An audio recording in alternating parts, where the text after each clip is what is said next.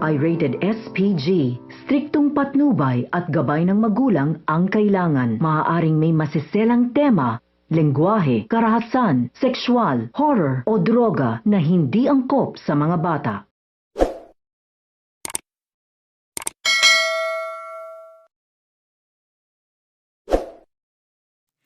What's up mga kapuso and welcome back again to my channel.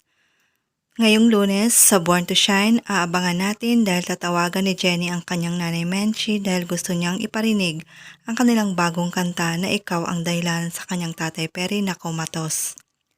Habang kinakanta niya ito ay milagrong nagising si Perry. Hinahanap na nga ang babaeng ng gulo sa fan meet. Kaya humingi ng tulong kay Dara ang kanyang binayaran. Ano umano ang kanyang gagawin? Sinabihan siya ni Dara na magpakalayo-layo ito.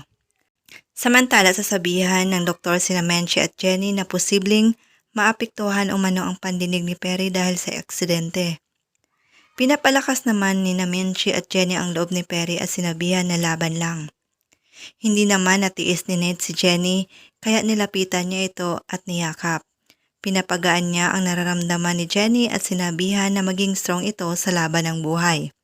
Lahat ng yan ay ating aabangan mamaya. Maraming salamat po sa walang sawang panonood at naway gabayan po kayo ng buong may kapal.